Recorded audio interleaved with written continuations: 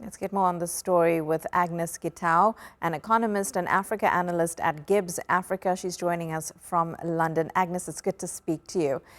So we're hearing that cocoa prices are falling fast around the world. What are some of the main reasons behind this global slide? Thank you very much for having me.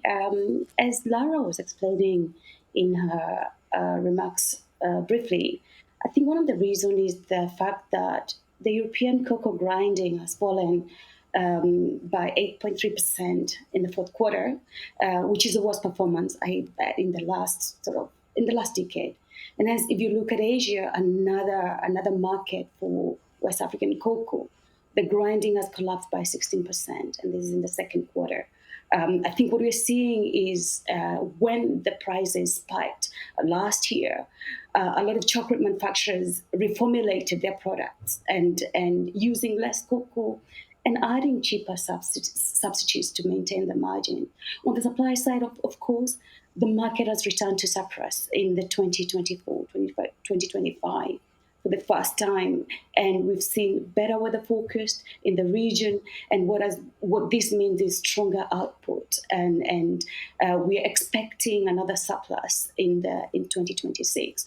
So what really matters, in my view, is that African producers, as Lara really explained, will continue to suffer with this commodity price crash. And if prices remain this low, of course, we'll see farmers who are expected to gain from their crop will be driven to poverty. Exactly. This is incredibly concerning for Ivory Coast, as that report did outline. What steps can the government, can farmers possibly take at this point, especially in a country like Ivory Coast, which supplies 40% of the world's cocoa, but itself and its GDP is so dependent on this export? One of the best solutions is to diversify your export sources.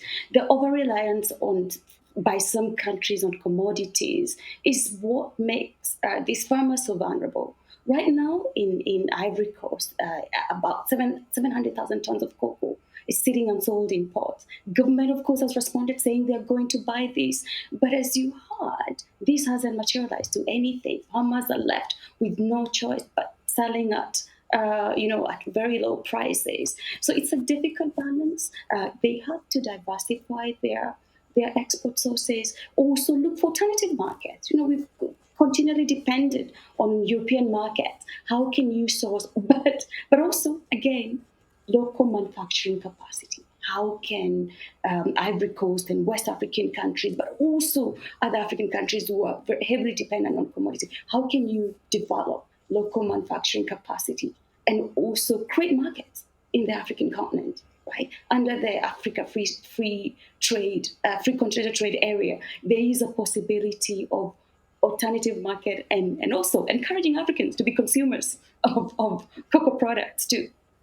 Absolutely. There are certainly different ways to be able to counter this. Agnes Gitau, thanks so much for breaking that down for us. Appreciate your time.